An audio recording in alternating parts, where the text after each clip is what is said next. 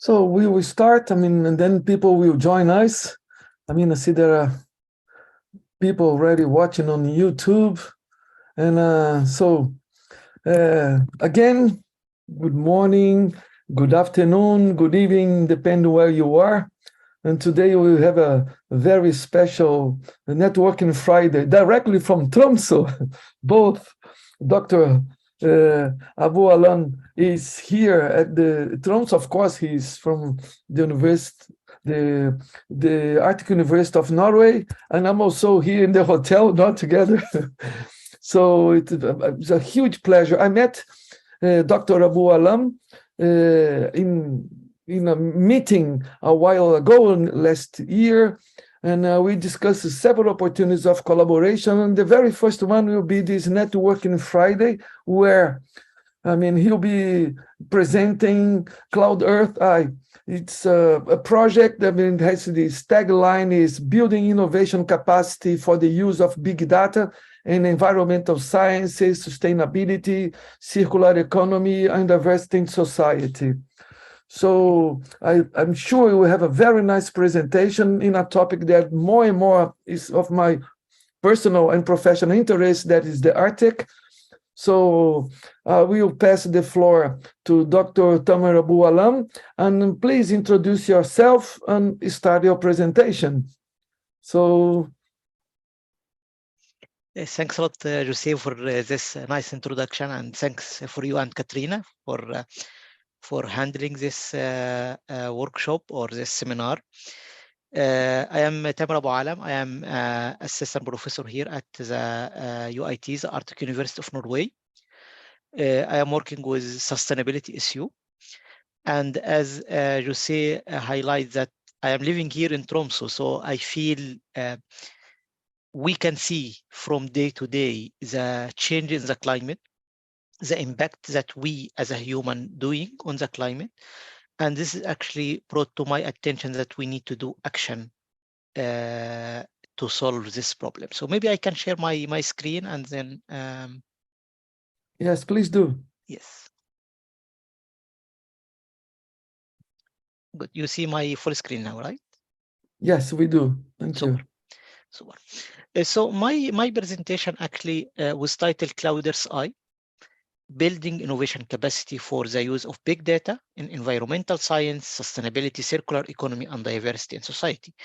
And the main motivation behind this project that I will present it to you today is the changes that we see from day to day in our climate.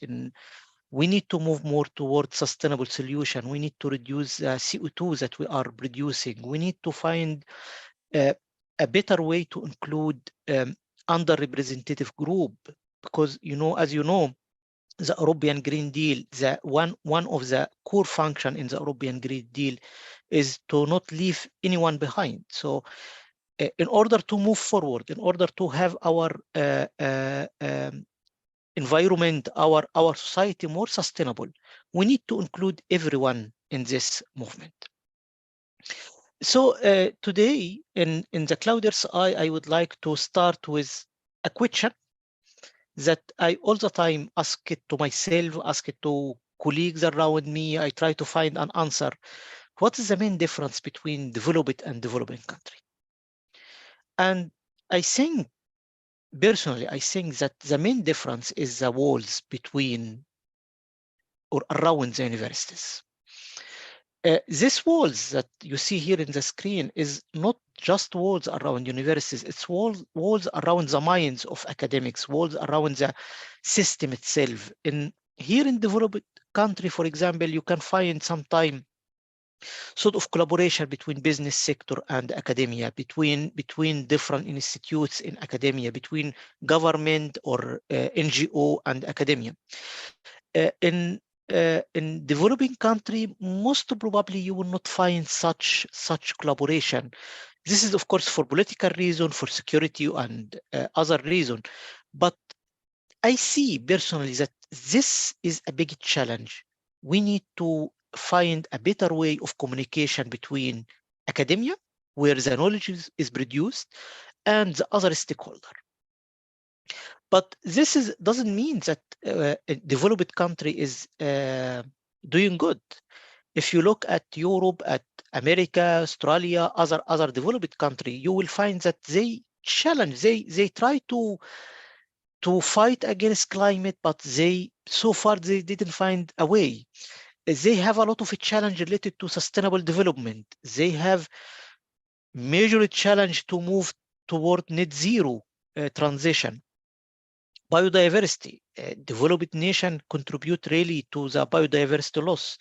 And of course, we have, or a developed nation has, again, a lot of a challenge related to lack of inclusivity, diversity, and justice. And one of the clear evidence of this lack of inclusivity in societies is what we see over the last year due to the conflict between Russia and Ukraine, is that there is problem in our societies.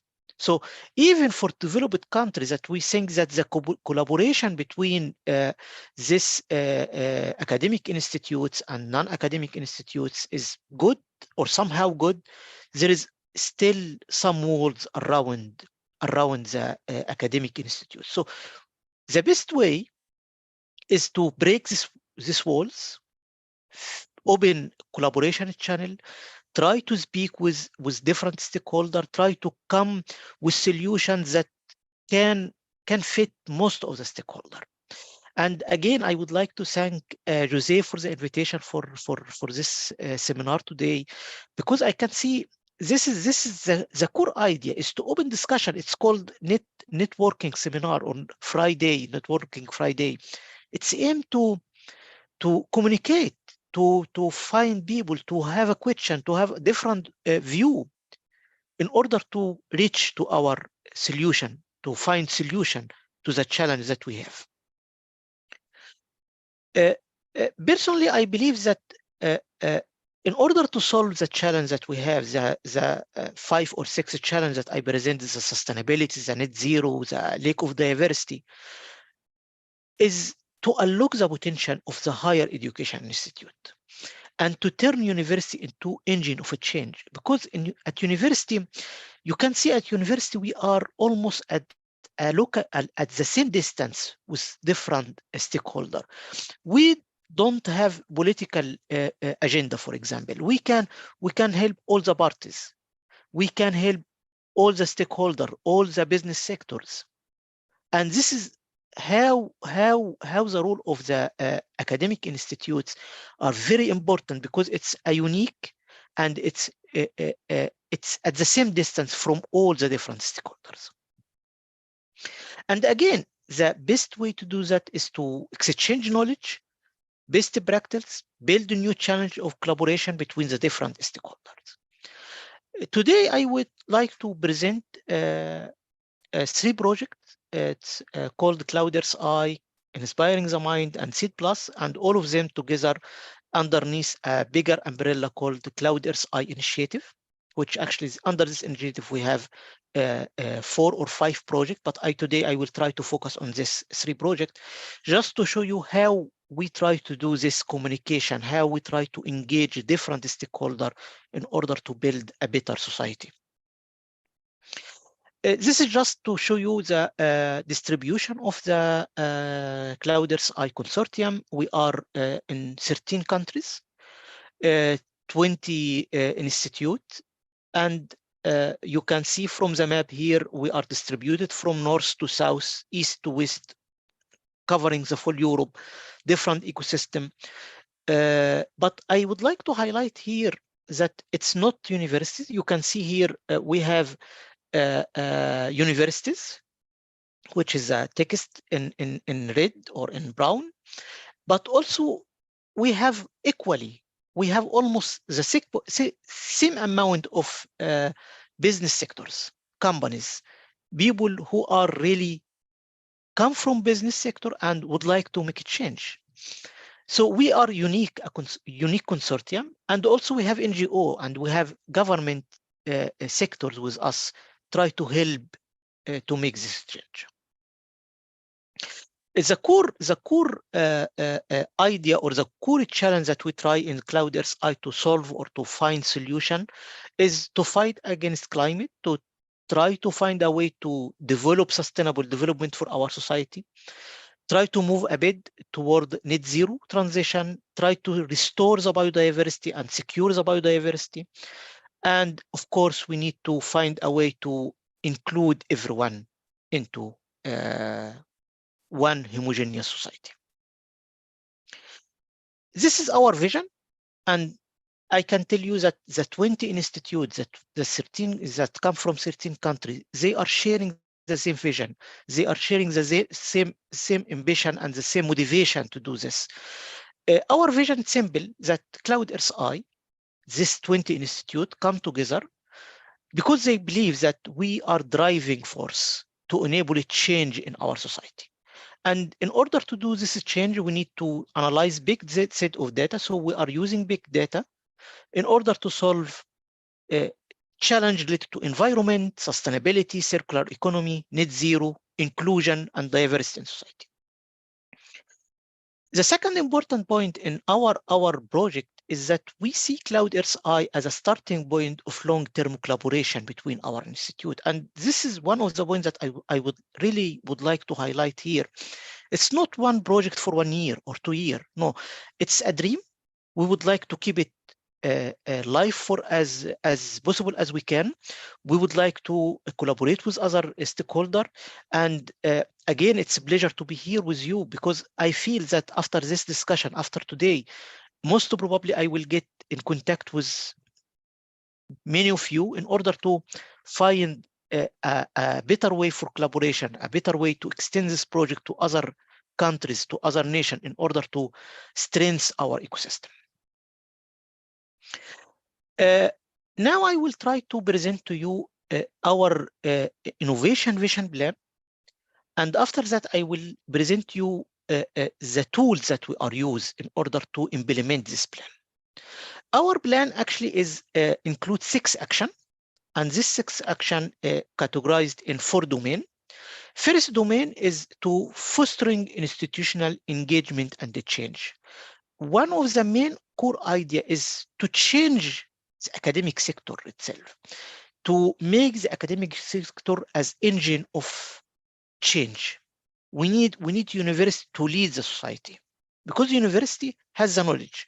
So any change should come from university. University should lead this change.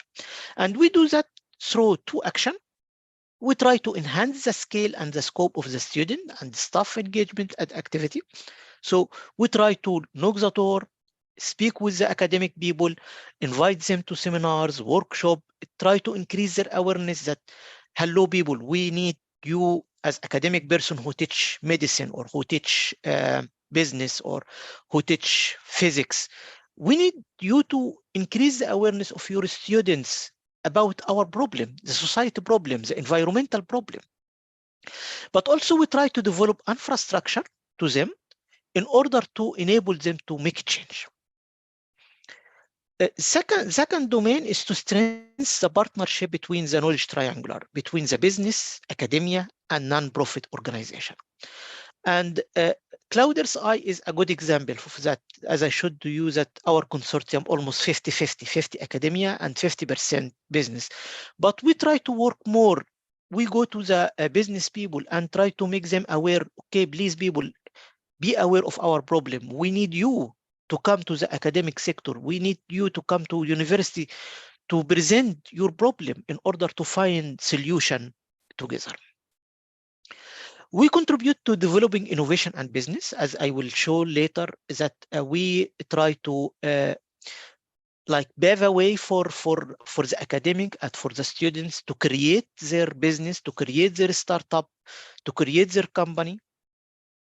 But also we try to work on the courses. We develop courses, we develop new teaching material that include 3 end members, include innovation and how to run your business, include information about how to make your business more green, but also include information about how to include how to include underrepresented group, how to include women in your business and in your ecosystem. This is like a 3D model to show you how we are thinking. At the top tube, this is the initiative itself. And as you can see, there is a sort of electricity wire around it. This is external fund. And we try to use this external fund in order to keep the project run. But our project include like 8 pillars, 8 products, and we try to use this 8 product to deliver or to produce value to our society. This 8 product actually include, we can classify it in 4 more domains. We have a pillar called Access Earth platform, digital platform, and this is a research tool. So this is for the researcher, if they would like to do research on big data related to environmental science, we develop this tool for them.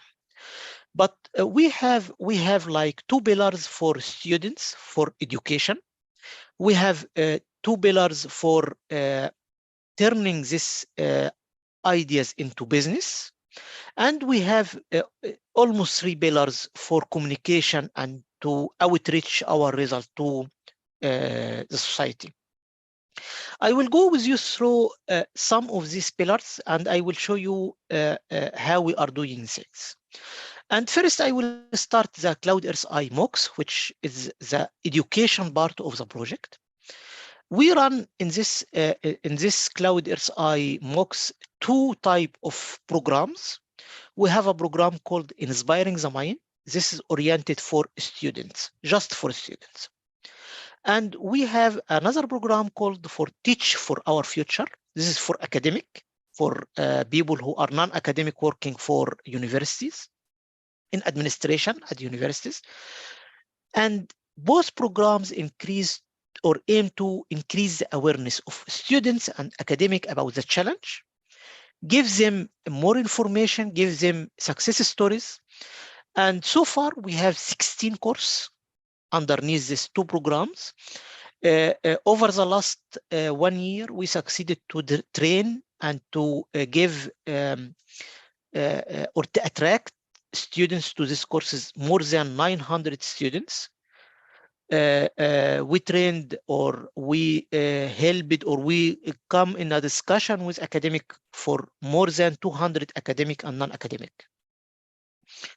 And we see these 2 courses or this program actually sort of a basic stone, basic step where we deliver basic knowledge to our students, to the academic. We try to motivate them. This is the most important thing, to motivate the people. Show them success story, brainstorm with them, try to think outside the box how we can move forward, how we can protect our environment, how we can sustain and move toward net zero society. This is example. It's not classical teaching. We are teach in open environment, as you can see.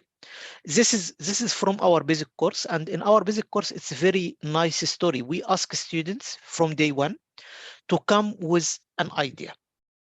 Just bring an idea, business idea, an idea that you dream that you would like to bring, a business idea that you would like to make. And over a course of 2 months, we try to give them some business skills, some green skills. We try to convert this idea, show them how you can convert this idea to be more green, more suitable for society, more circular. And by the end of these 2 months, we ask them to review their ideas.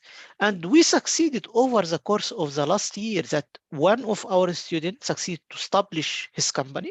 And now he starts to get a lot of money. And at the same time, his company is mainly work on circular economy, try to recycle computer component. So we help society and we help students. And there is a new company will be established within a month from now. So we push our students not just by knowledge, but we give them motivation to go forward from knowledge to start up and start their companies and start their business. If we go to the second pillar, it's called Earth Center Business Design. And the Earth Center Business Design, this is actually a tool, an online tool developed at Edinburgh Innovation. It's partner with us in the project, Edinburgh University and Edinburgh Innovation. In this tool, it's a tool, if you have idea, how you can convert this idea to be sustainable idea, how to convert this idea to be circular, more circular economy, how your idea can contribute to the net zero. So they are using online tools in order to test the idea, in order to move forward, to make their idea more green, more suitable for our environment. We support the students or the academic in this case as well with an extensive education material and reference material. They can read more about the steps that they would like to do in order to make their business more green and more environmental friendly. Then we go to the next step, which is the CloudEARTHi Innovation Lab. And this is physical lab. We have actually two physical lab, one in Bulgaria and one in Austria. And in this physical lab, we ask students and we ask academics to create prototypes. So it's not only idea, not only green idea, but we help them to, with a physical place, in order to create prototypes for their ideas. So it's almost ready to go to the business. It's ready to go to the market. But as I told you that we are 20 institute from 13 countries. So now we are working on an Erasmus exchange agreement between these two 20 institutes in order to get fund support from the EU to help our students to move from one institute to another institute, to visit the innovation lab, to go from Austria to Bulgaria, test something here, produce prototypes there, and then return back to their home institute, and so on. Then we can go to the next step, which is the acceleration program. In the acceleration program, we work with existing companies. We try to support them. Normally, this company is working in the environment business or environment sector. They try to help our environment to be much better, but they are struggling because they have some problem in their business model, or they are not so well organized. So we give to these companies sort of 2 months acceleration program in order to support them to fix their business model, in order to find solution to the challenge that they are facing. So far, we succeeded to support 9 startups. One of them, the Orbio company, which is the one in the top in the middle here, succeeded to get support or get support from investors of 600,000 euro based on the acceleration programs that we supported them. Then we go to the next step, how we can maximize our impact. Maximizing the impact is by build communication challenge, try to transfer our experience to others, try to put our model to outside, like to be used by other stakeholders. And we are doing that through something called CloudEARTHi Digital Hub. The Digital Hub is, I imagine it as a pool of a database. You can see database for academic, for students, for business, for policymaker. And through this pool of databases, people can communicate online. Like, you know, if you are academic person and you have a great idea, but you don't know if this idea can help business sector or not, you can come to the CloudEARTHi Hub and you can search for the business sector or the business partner who can help you, who can support you. If you are a student and you would like to have an idea and you would like to look for an academic person who can support you, or you would like to find a business partner to support your idea, you can find it through this CloudEARTHi Digital Hub. We have, or we are in planning now to have something called the CloudEARTHi Journal. This is to communicate the result to scientific community. And we have CloudEARTHi conference. As a prototype, we try now to run a prototype to test if the journal is a success or will not be a success. We have a special issue. It's called the CloudEARTHi special issue. This will be, or the submission deadline is 30th of April. So sorry, I made it 3,000. No, it's not 3,000, it's 2,000. So 30th of April, so in 2 months. And this special issue, actually, we try to test the interconnection between education, how education can help entrepreneurship, how education can help sustainability of our society, how education can move society towards this green transition. So this is the main theme of the special issue. As you see, the deadline is soon, but I am very happy, we can extend the deadline if some of you are interested. We have a CloudEARTHi conference series. It's a hybrid event. So if you are somewhere in Spain, our next event will be in May. You are more than welcome to attend the event physically.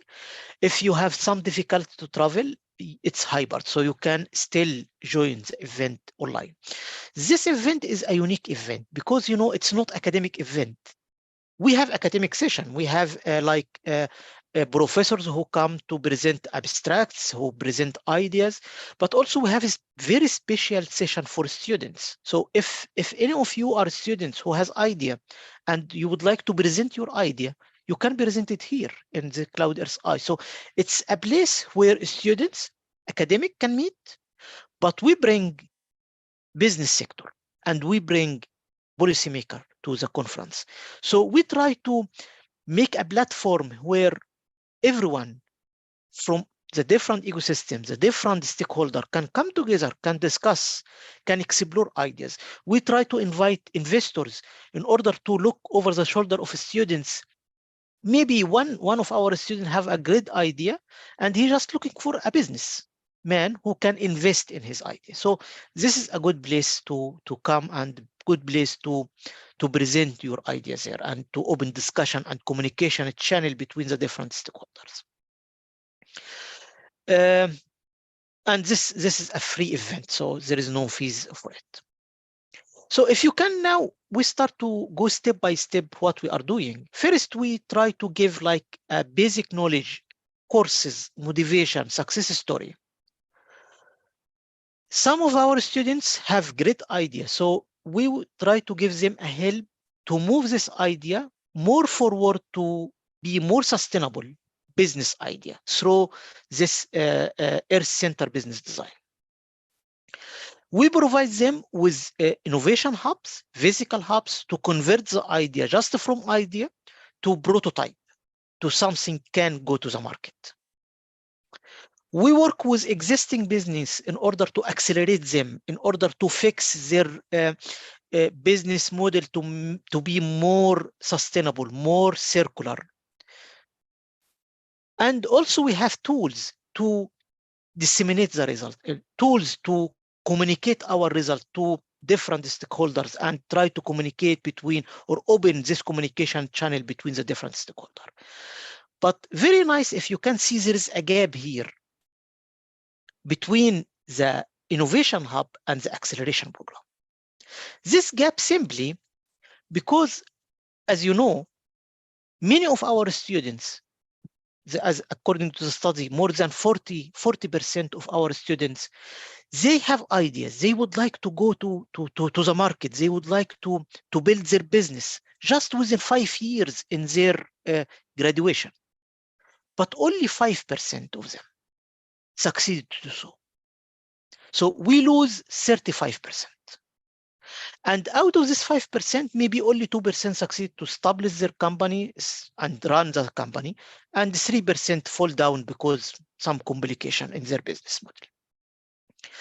This shrunk in the percent from 40% to 2%, simply because there is lack of entrepreneurship skills. We didn't teach our students at universities how to be businessmen.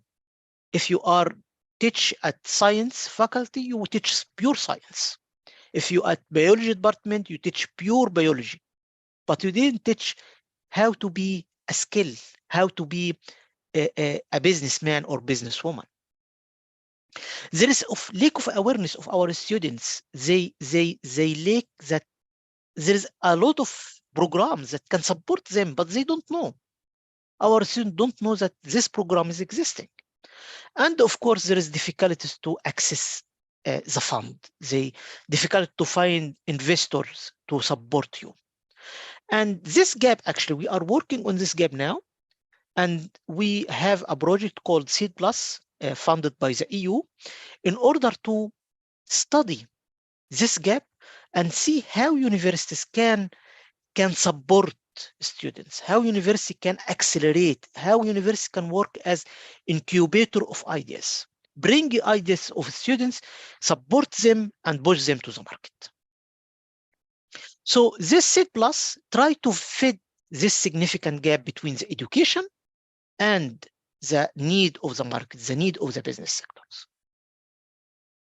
And as I said to you, that we try to build this through several things. So mainly about education, we try to develop new courses where we hope these courses can be taught by different university, by different institutes, just to give a bit of skills about how to be businessman. Not a full course, not to replace the existing courses. I don't say, for example, a faculty of science should be turned to a business school. No, you faculty of science still faculty of science. You teach science, you teach physics, you teach everything related to science. But why not maybe just one course to teach your students, if you have ideas, how you can convert this idea to business. Also, we try to run a visibility study in order to see how we can, as a university, how we can pick up these students who are talented students, who has great ideas, great minds, in order to support them and push them to the market. I think that's all. So before I say thank you for you, I would like to invite you for the special issue. I really hope to find contribution for all of our audience, and to invite you to attend the conference. If you're able to attend it physically, this is great. If not, it's hybrid event. And I will leave this slide. This is a main conclusion slide. This is a CloudEARTHi initiative and the 8 or the different product that we use in order to enable us to change our society. Thank you very much. So thank you so much. I mean, Tamer, very comprehensive presentation for a very interesting project. Really, thank you so much. Well, I mean, we have already one question here, but I would like to start with another two questions. Before waiting for the people, please write your questions on the Q&A box. We already have two. But the first one is, it's always, I mean, easier said than to be done in terms of involving companies, you know. I mean, the companies are all pressed to have their, I mean, the revenue streams. I mean, they're always trying to get money on all that. And also we know it's really difficult, I mean, to really, as you already showed here before, discontinue from science, technology to entrepreneurship, and then success. Yes. Later. So what are you doing that is different from other projects to guarantee that you have this success? So instead of have 5% of students thinking to start their company, you have 95%. Yeah, thanks a lot, Jose, for this interesting question. Actually, before I answer this question, I would like to reflect on my behavior as academic person since 4 years ago, just 4 years ago. When I start this CloudEARTHi project and the idea of CloudEARTHi, I start to read the call, the EU call, and they ask that in your project you have to bring one business partner. And at this time, I will start to think, okay, but you know, we are academic people, we know everything, and we why we need business partner with us? We can change the world just by our knowledge. And I start to contact business partner in order to be just fill the application and submit it. And really, there is big advantage to have business partner with you. You can imagine each meeting, every meeting I have with our business partner, I learn something new. You know, it's a different world. They think with different way. And we as academic person, we need to go for them. We need to understand them. And really, when you start to speak with business partners, you learn a lot out of them. So this is in general, just to tell you the story behind this collaboration. But how we are doing that, actually, as you said, for business, they looking for benefit. As us for academics, so you are as academic, when you would like to go for a project, sometime you go for a research project, your benefit will be publication, or your benefit will be create a new course, for example. So you get a benefit out of it. So the point is to highlight the benefit to the business sector, to the business partner, to tell them, okay, out of this project, you will get new business model, for example. Your business model will be more greener, more environmental friendly. Or you can say, okay, what I will provide to you, I will train your people and build human capacity for you. But I see the point that we, all the stakeholders, should come together and we should agree on it. And if we agreed on it, I think all the business partner will be on board that we here to help our society. So we should think outside the box. I should think not in my very local system. I get some benefit, some few thousand euro here or there. No, I make something for our society. I need to move our society more forward. So this message should be clear for your partner when you start building new collaboration. Like, we here to build a new society. We here to build, to move society more forward to green society, but also you will get in benefit out of it because of your business model will be more green, or we will build human capacity for your company or some benefit out of it. Oh, yes, this is a very important point. Like transforming green businesses from alternative business to mainstream businesses. This is very important. Yes. This pointing our way to the future. Well, I have another question for you, but I go through these questions. Maybe I can stop my screen. Yes, let me do that. Yep. Okay, good. So, I mean, the first question is, thank you for the very interesting presentation. And the question is, are these educational tools open? Can we adapt to local language and contexts? Yes, actually, yes, it's open. It's, it's funded from EU and policy from EU that everything should be open access. So everything is open access. We are currently working on the mock. I think we need 2 months in order to create. It's open through our CloudEARTHi website, so you can download all the teaching material. But now we try to develop a mock platform that the user can use it direct from there. Can we change, or the second part of the answer, if we can adapt it to other ecosystem? Yes, we can. As I presented today, we have like 3 projects. One of them called Inspiring the Mind project, and this Inspiring the Mind project is funded by Erasmus+. And the main aim of this project is to be sure that the developed teaching material can be adopted by other ecosystems. So we have other institutes, which is from Southern Europe, and we try to develop teaching material from Norway and Northern Europe. And the main aim of this project is to check if we will be able to translate this course material into different ecosystem, into different way of thinking, and of course into different language. that's important because basically it's the main, I mean, the main questions always revolve around with collaboration. You started discussing collaboration, and probably you'll be in the next 20 minutes or so discussing collaboration. Yes. So we have a question from Yandy Rodriguez Cueto. Is CloudEARTHi open to Latin American countries' participation or collaboration? How can we collaborate from Latin American countries?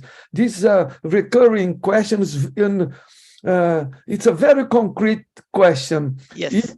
How can Yandy start collaborating to you tomorrow? Yes, actually, we have two types of collaboration in this context. Collaboration at the level of the service that we provide. So CloudEARTHi is open for all the nationality. We have a student from Africa, from Latin America, from China. We have everyone. It's open for everyone. So it's a project to move our world, our universe more toward green. So open for everyone. For collaboration in terms of research collaboration or to do raise fund together, at the moment, CloudEARTHi is most of the project is funded through EU. And of course, EU has some regulation to include partners. We are open to have associated partner from outside EU, but also we are open to apply for other type of funds that didn't put this restriction on the collaboration. So if you can find a call or a sort of funding agent can collaborate something or can fund a sort of collaboration between Brazil and or Latin America and Europe, we are very happy to develop idea together and then run it together. And the good thing that here in CloudEARTHi, you see this eight product. This is actually product from different project. It's not from one project. It's different because we have like 4 or 5 projects. So this is product from different project.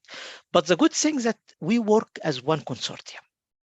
So this product is available not only for this project, but it will be available for everyone in the consortium. So if we found funding agent that can fund us like a collaboration between Europe and other countries outside Europe, everything will be open for such collaboration. Oh, yeah, your question goes like partially reply. Let's say respond for a question that I had it before. Can you imagine that you have? I mean, it's always difficult to find funds for venture capitalists or to start new companies, seed capital, angel capitalists. So imagine that what you set up for a specific region could be transplanted specifically for the Amazon forest, because that's a direct question that I have here on my WhatsApp. So what do you do the same? What do you do differently? Where could we find funds locally? How do we go after these funds at a local level, but also a global level? Because Amazon, there's a lot of global funding for the Amazon. Yes, actually, I agree with you. This is one of the challenges that we try to solve. So far, we didn't succeed to solve it, but we try in the Seed Plus. In the Seed Plus, actually, we have 2 different levels of thinking. We try to think to get fund from the local people in order to fund local business. So operate within Norway, within different partner countries. But also I have dream to create like a seed budget in order to serve all the partners countries together, all the institutes to work together as one full institute. If I go to your question about the Amazon things, we need to understand, this nature parks, these places, this is not owned by one country. It's owned by all of us. It's something for the world. We need to protect it. So it's not a responsibility for one country or 2 countries to protect the Arctic, for example. It's not a mission for 1 or 2 countries to protect the Amazon. No, we have all together to work, because if we lose the ice sheet on the Arctic, it will affect everyone. Even if you're not living in the Arctic, if you are living around the Mediterranean Sea, you will be affected. So all of us will work. The policymaker should be aware of that. The big financial institute should be aware of that. And if we succeed to communicate with them, I think we will succeed to get fund in order to support our action. Yeah, thank you. This is a very important point you said. I mean, pulling a mix of funds from several sources and putting them under one umbrella where you can create synergies and avoid overlaps. And Yes. I mean, competition is always good, but to avoid the excessive competition, so to put people trying to collaborate before, this is a very important point. Yes. Yes. So I will get back to this point later, but now there is a question here in the Q&A boxes. Mm-hmm. Do you have any projects to start this sustainability education in high schools? Yeah, this is a very good question, because we was discussing this just yesterday. Oh. So yesterday we have, I think Jose is aware of that, we have a research project called Agora. And in this Agora project, it's mainly about to restore biodiversity in the Arctic and the Atlantic Oceans. And we have a sort of work package or sub-work package in order to build this competence, to build this knowledge at the school level. We don't want to wait until the guy start to be like 30 or 35 and we start to increase the awareness. Why we wait for such long? We need to go to school level, to kids who are 10 years or 6 years old, to inform them this is our environment. We need to protect them. So actually, yes, we have such a program. It's not underneath the CloudEARTHi, but it's we work on that. And hopefully we can get support from government institute in order to make this program not just within the Agora framework, like 3 or 4 years, but really establish it for long term and upscale it to other regions. Yeah. So yes, we have something in our mind and we hope to move forward for it. Yeah, that's a good point. Probably the last question that we have here in the Q&A box, probably from the same attendees. How can a student apply for this project? So he was already advancing your answer. Yeah, this is actually good because now we are working on another project or another application. This is it's actually I got this several times, this question somehow, but different way, about how we 20 institute working together. There is a lot of things going on, project money. You have to get control of everything, otherwise large consortium can fall down. I think the key component of CloudEARTHi is the consortium itself. We in our consortium, I have to report to the EU next week. I still working in the report, but I am not afraid, simply because I know that there is a team behind me. They share the vision. We have the common vision. We have sort of chemistry. So if you have such team, if you have the team behind you that support you, the team that you really know that it's has the capacity to do things, I think you can apply for hundreds of projects, and you have the full confidence that you will do it because you have the team, the right team. Yeah, and this is an important point. I mean, when we talk about these, new companies, these innovation ecosystems, we need a lot of supporting services around these entrepreneurs. This is very important. Yes. And my question goes to one of your first slides. You show that in some emerging economies, the university is still closed. It doesn't connect much, And how do you think?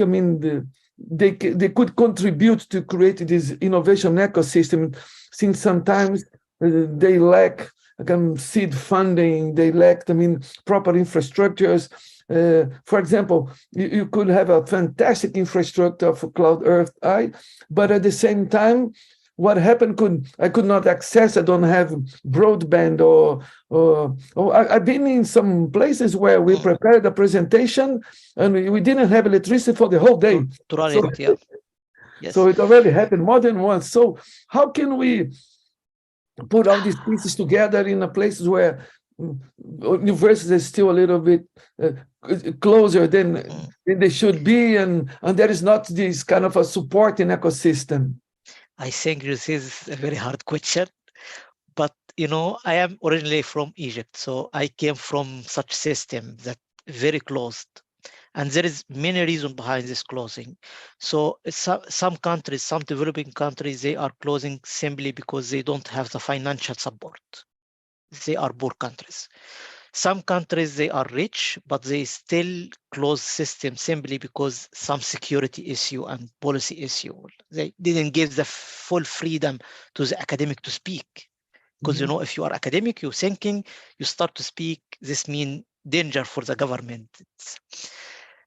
I think in this context, we need, again, because in such countries, such poor countries, we take the situation of the poor countries, not the countries that has some security issue, but the poor countries. In such countries, we have two levels of people. We have academic people who are really poor. They don't have any support from universities. But also, if you look at this country, you will find the rich society, the business people who has earned a lot of money. If we reach out to both two stakeholders, the rich people, the business people, and the poor academic people there, and inform to the rich people, that gives them the information that, okay, look, your country is poor, and you get money out of your country because you are a businessman and you do a lot of things and you get money from these poor people. And you have some obligation for your society. And this obligation actually will, maybe you will pay a bit of money now to create a research center or to support this university with electricity generator in order to keep the electricity on, or to support it with internet. You will pay some money, but this money will return to you back after 5 years, for example, because you will get skilled person who will be educated in this university and they will work for your company. Or you will push society more forward in order to increase the income, and increase the income means that they will have power to buy things from your company. So if you will put €1 here, you will get it after 5 years, €10. So we would like to make it clearer for these people that to invest in infrastructure, to support the universities, this is not money that you lose. You will get it back. So we need just to send this message to them, sit with them, discuss with them, and I think that they will see the point. But we need, again, to open the communication channel. So this is the main point, to communicate the things between academia, between the business sector. The academic people go to the business sector, say, okay, please, we need your help to support us in this. Yeah. And kind of start breaking the walls. Exactly. Exactly. Start breaking the walls. Yeah. So, I mean, we still have time for one question, maybe more. I mean, again, this anonymous attendee, he's asking a lot of interesting questions. Yep. This one is, do you think it's possible for this education be adapted to other non-profit associations? This is very interesting what he's saying, not only for the companies, but also for not-for-profit. Sometimes we forget that not-for-profit, they have to survive, let's say, and be an important actor on all that, and to be practiced as a non-formal education. I mean, This is the difference between formal and informal education. And is it possible for your project to collaborate with non-profitable associations? Yep. Actually, yes. It's a mixed question, so there is a lot of point here to cover. Yes, completely. Actually, we develop our courses for academic institutes. So we develop it for non-profit, but we make it for free for the profit organization. So it's mainly developed for academic institutes for free, but also it's available for non-academic, for business sector for free. The second question was about if we can make this courses for outside the or for society in general, not for just academic or for students. Yeah, actually, this is one of our aim. Unfortunately, we applied for a fund because the life is not so nice every time. We applied for the fund to convert some of our courses to lifelong learning, like for people who are already working, who are already in society. Unfortunately, the fund was not successful, so we couldn't get the money. But this is one of our aim. Yes, we aim to convert our teaching material to both for academic level, convert it to school level, and convert it to people who are already working in lifelong learning, who has no time for teaching. They can make it much easier. Of course, we need to adapt it because the courses for a student at university should be different than the one that you will give to children at school, or than the one that you will give it to the adult. So we need a bit some support, but it's in our aim. Yeah, good. I just received another question from WhatsApp, but at the same time, I see our good friend, Dr. Suleiman Saliku from Nigeria raised his hand. He wanted to say something. Dr. Suleiman Saliku have been with us in Networking Friday several times, and he was one of the earlier presenters at our webinar series. So. Yep. Dear friend, Dr. Suleiman Sadiku, the floor is yours. You can ask your question. Thank you very much. Thank you very much. I want to first of all say Happy New Year to everybody and well done. I want to also commend the presentation. I want to contribute on the aspect of this consortium and partnership with the business sector and private sector in particular.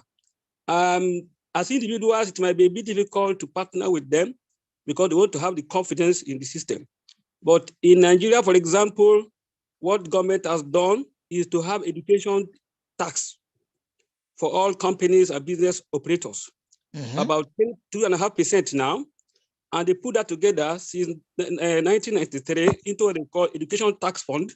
Industries, private sector, they contribute to that. And today it's called Tertiary Education Trust Fund, TET Fund.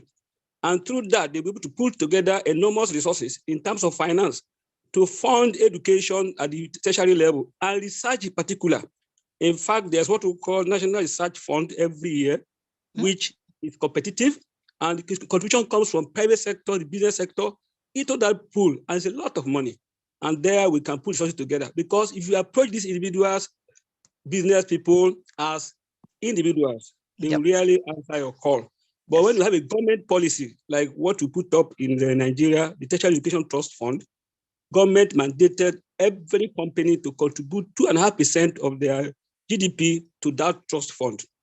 And that is due to fund education and research at the tertiary level, now called Tertiary Education Trust Fund. And that's a good example that we can replicate in other places.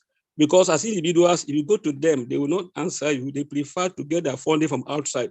And they will carry their research needs to outside countries, to Europe and America, because of trust in Africa. But through this type of arrangement, we'll be able to attract research funding from the private sector, the industries, and the multinationals in Nigeria. That's just the contribution I want to make. It's a wonderful contribution, paper presentation. Thank you, and well done. Thanks a lot. Actually, this is a good example. I believe, for our countries, African countries and Latin America countries, I don't think we will get support from outside. We need to support ourselves by ourselves. Correct. Ourselves. You are very correct. Yeah. So the only way is to open communication channel with business sector, with people who are rich, who can invest. Maybe when I presented like personal motivation. You can go and speak, but of course, if you have your government behind you, the government put the rules. By way of this policy. would be great. By way of policy, exactly. Yeah, this will be great if this policy is coming from the top level, asking the business sector, you have to pay such amount from your income in order to support education. This is perfect. Because government was able to convince them that the products will eventually come back to them to work for them. Therefore, they should contribute to the funding of education, and they are doing it. Thank you very much. I really hope to replicate this method, this mechanism in other countries. I hope to see that for Africa in particular. Exactly. Thank you very much. Well done. Thank you very much. It's nice. There is a possibility of collaboration. I will exchange your emails. Yes, I'm looking for a collaborator. I'm looking for one. Yeah, I want to work with you on this EU Africa Education Horizon 2020. Yeah, actually, I will tell you something. Actually, I have a good contact with our colleagues in Nigeria. Simply because I have a friend here, and we explored this before. So I am very happy, of course, and I am open for that. Yes, we will get in touch with you through our coordinator. Yep, of course, definitely. Coordinator, Chief Professor Joseph. Yeah. You did for us. You did for us. You did for us, sir. Yep. Thank you, sir. Thank you. Thank you so much.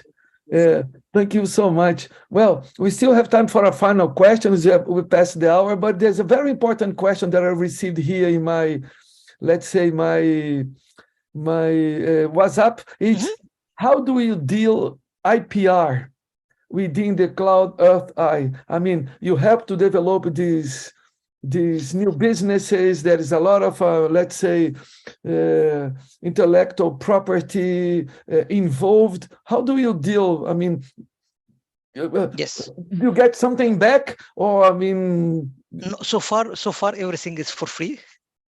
We have a sort of consortium agreement. In this consortium agreement, we say that anything that we are develop will be available for free.